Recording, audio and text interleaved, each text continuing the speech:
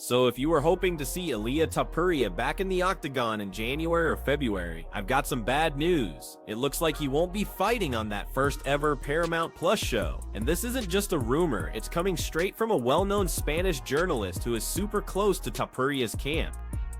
You might remember Dana White talking back in October about Ilia's return, hinting he could headline a big show in January. Well, according to this journalist, those plans are completely off the table now.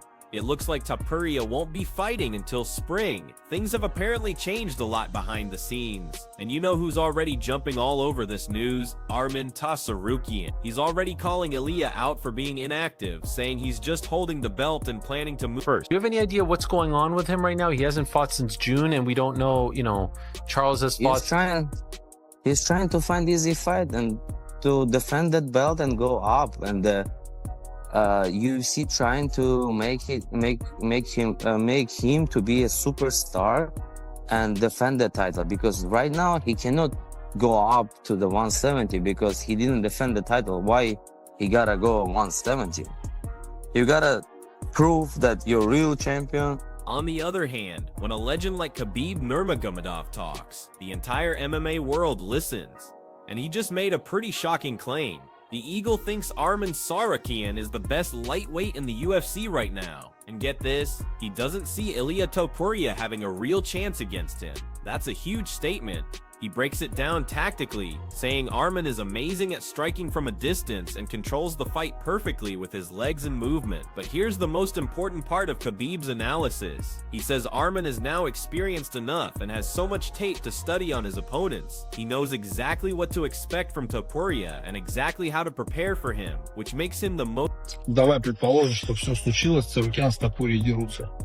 Ты кого видишь в этом поединке? Наверняка это бой ты себе представлял.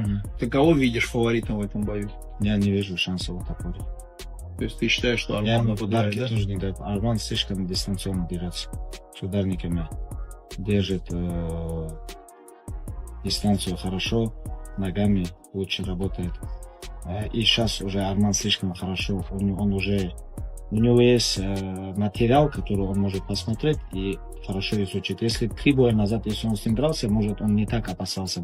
Но сейчас уже видно то, чего можно опасаться от Topuria. Я считаю, что в данный момент лучший боец в легком весе это Topuria.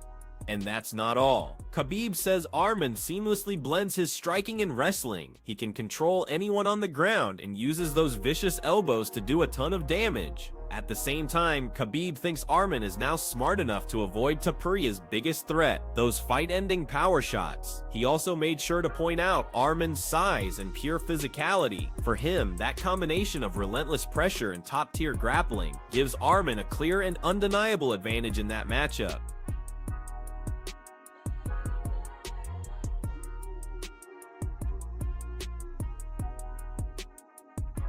Выиграет он при этом за счет борьбы, правильно? За счет ММА стиля. Но это не вольная борьба. Но будет проходить, да? Арман может повалить, у него хорошие локти в партере.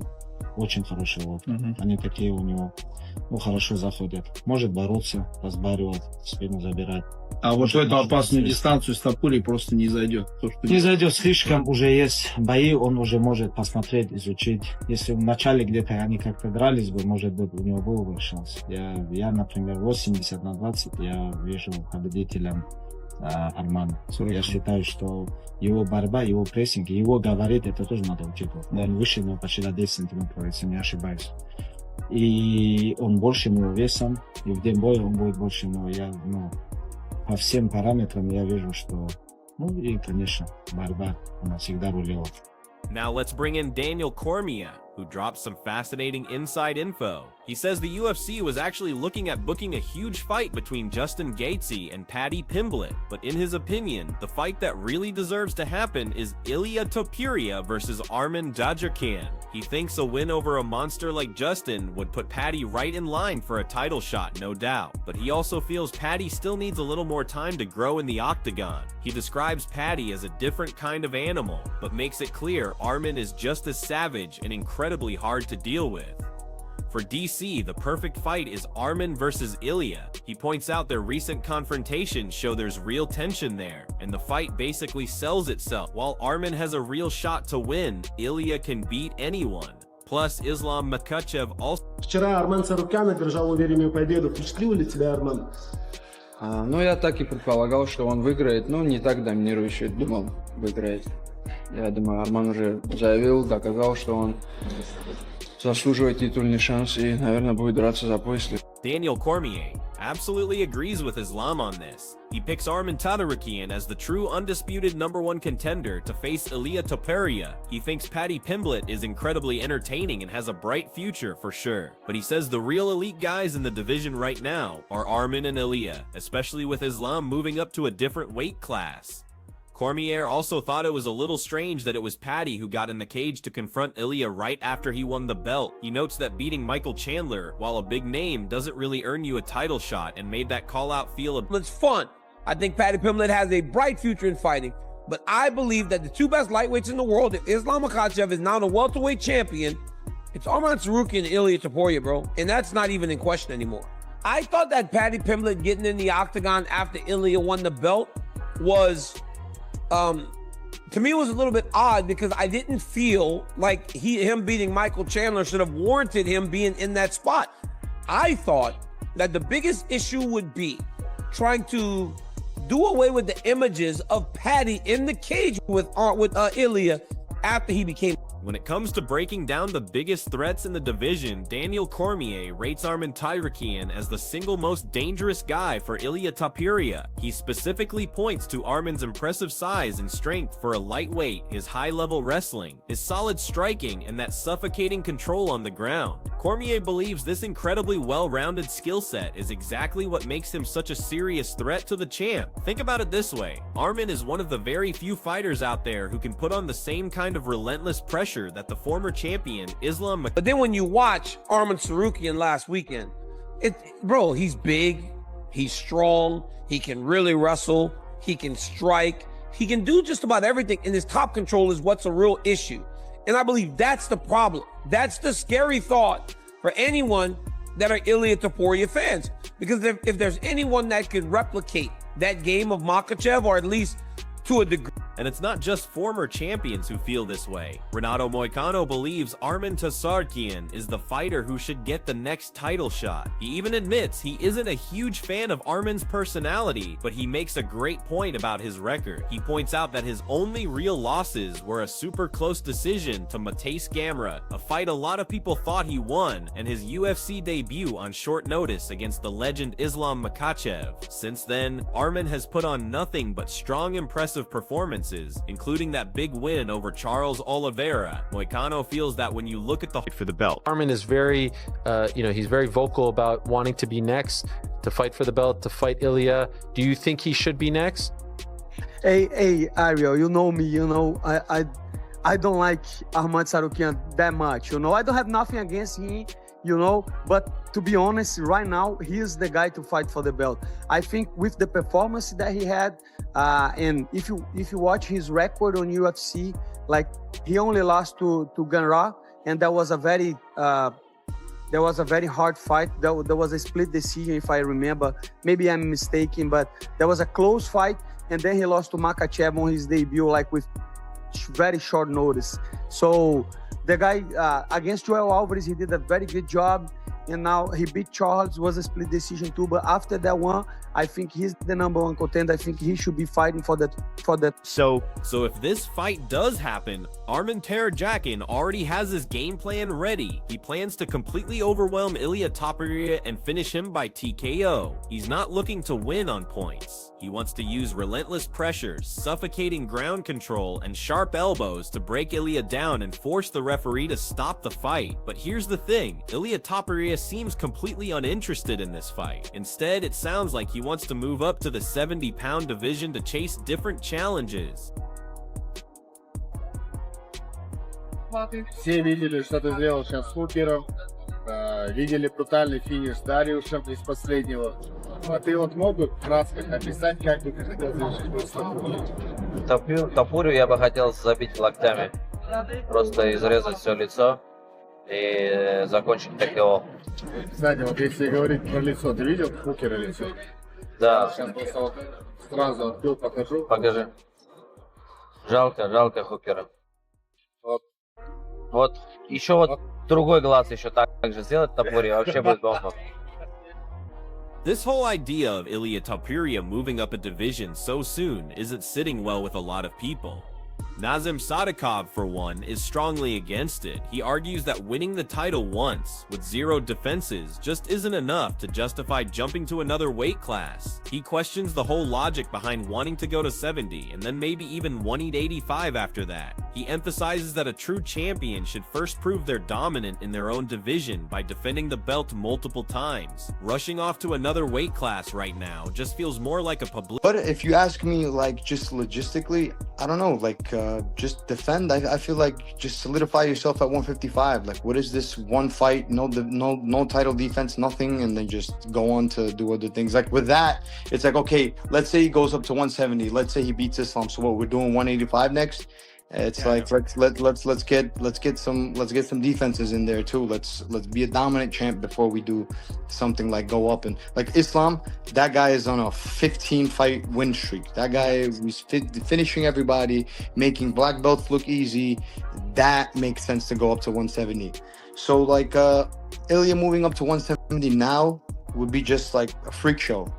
However, Renato Moicano has a fascinating and pretty controversial take on the champion. He actually ranks Ilia Topuria as being better than Islam Makhachev, and thinks he's the best lightweight in the UFC right now. He admits that Makhachev is incredibly hard to beat with his grinding style, but he sees Ilia as a more complete and dangerous fighter overall. While Islam might have the edge in pure wrestling, Moicano sees Ilia as a lethal finisher everywhere, on his feet with knockout power and on the ground with submissions, and believes he could become one of the all-time greats. I think Elias Topuria is the best fighter right now on the lightweight division, and it's going to be tough, you know, to beat Makhachev, because Makhachev has a game like that is very boring, but it is what it is right now. Like, it's very hard to beat Makhachev, and I think even on the pound for pound rankings, because the like 2 belts and all that stuff. But to me, Elias Topuria is the best fighter in the UFC right now. Like, if you talk about striking and grappling wrestling, Makhachev might be better on the grappling wrestling, but Ilia Topuria is a knockout artist and a grappler and a submission artist. I think he is one of the best, and he definitely could be the greatest of all times. I think Ilia Topuria has everything together, you know. When it comes to that potential move up in weight, though, Renato Moicano isn't so sure if Ilia Topuria could really succeed. He points out that Ilia isn't a particularly big lightweight to begin with, and stepping up to face the killers at 70 pounds would be a huge challenge. Still, he doesn't completely count him out, especially when you think about Ilia's incredible knockout wins over legends like Alexander Volkanovski, Max Holloway, and Charles Oliveira. Moicano thinks Ilia would definitely be the underdog in a welterweight fight, but if he somehow Do you think if he moved up to 170, as he is saying he wants to do very soon, he can win at 170 and beat Islam over there? I don't know if he can beat Islam. I think that would be very hard, especially him being that small. He's not big even for a lightweight, you know. But I don't doubt him. You know, a guy that knocked Volkanovski out, knocked Max Holloway out, knocks Charles Oliveira out. I think he could possibly go to 170 and beat Topuria. He will not be the favorite for sure. He will be the underdog. But if he does that, he's the greatest of all time, no doubt. Furthermore, getting back to the topic of Paddy Pimblett, Nazim Sadikov completely dismisses the idea of Paddy getting a title shot right now. He acknowledges that Paddy is a massive name and understands that hype is a big part of the sport, but he's looking at the reality of his resume. He points out that most of the guys Paddy has fought recently aren't even in the UFC anymore, or were on losing streaks when they fought him. In his professional opinion, the huge buzz around Paddy just doesn't match the level of competition he's actually faced, which makes any talk of a title. Fans want to see Arman and Ilia next, but it seems like Ilia kind of wants to fight Paddy Pimblett. Oh, I don't know, man. I wouldn't want to see that, to be honest with you. I mean, like Paddy's a name, sure, no doubt. I know that this is the show business and it's about names. It is that plays a big factor. But you know, it's like I saw like some stat of his last 5 opponents or something, like 3 or 4 of his last 5 guys are not even in the UFC. I don't think anybody's coming off of a win that he beat. Nobody that he beat was coming off of a win. Nazim Sadikov goes on to explain that his own path through the UFC has been the complete opposite of Paddy Pimblett's. He highlights the fact that he's been consistently facing opponents who are on long winning streaks, taking the hard road up the ladder. Meanwhile, Paddy recently fought someone who was on a long losing streak. Because of this huge difference in who they fought, he just doesn't think Paddy deserves a title shot right now. He does admit that Paddy's big name keeps him in the conversation, but in his view, only a big win over a true top 5 opponent would justify that kind of opportunity. Actually, I'm doing the opposite of my road is the opposite of Paddy's. I'm fighting a guy on a 5-fight win streak. He was fighting a guy on a 5-fight losing streak. So like we're literally on polar opposite ends. So I personally don't believe he deserves a shot. But he is a big name, so he's going to be in the mix. He's going to be in the conversation for big fights. I just don't think he deserves a shot at the moment. I think a win against somebody in top 5 again, you know, like a statement win, like against the winningest fighter, that would solidify his shot. Similarly, Renato Moicano just can't seem to understand how Paddy Pimblett is even ranked in the top 5. He believes it doesn't match the standard for a contender in such a stacked division. He points out that the UFC has very little reason to fast-track him to a title fight, given his recent wins were against guys like Tony Ferguson, Michael Chandler, and Bobby Green. And even with Paddy's last win, his loss to Max Holloway still stands out as a major mark against him. This makes Moicano absolutely confident that Arman Tsarukyan is the rightful and only choice. I think there is no doubt. Like if you're trying to see who is the best contender, I think right now, with no doubt, is Arman. You know, I think UFC is not gonna have any option to put Paddy Pimblett. Paddy Pimblett is number 5 right now, but let's be honest, he just beat Tony Ferguson, fucking Michael Chandler, and I don't even remember who, you know, somebody like Bobby Green, and he's number 5. Doesn't make any sense to put Paddy Pimblett to fight for the belt right now. And even Justin Gaethje, you know, he won his last fight, but he lost to Max Holloway before. I think, no doubt, Arman should be fighting for the title next. Arman himself has also criticized the UFC's lightweight rankings. He's openly questioned how Paddy Pimblett managed to jump straight into the top 5 after beating lower-ranked guys. He made sure to highlight his own journey, explaining that he had to beat several tough opponents and go on a 5 or 6 fight winning streak just to get into the top 15. From his perspective, it seems like Paddy just showed up in the top 5 after only 1 or 2 wins. Morning, did you see that? Bro, how you can beat like a number 12 or number 13 and became number 5? I was beating everybody in our division. I beat like 5. I was on the 5 or 6 win streak to get in top 15, you know? And like, this guy just beat 6 people and like, he's number 5.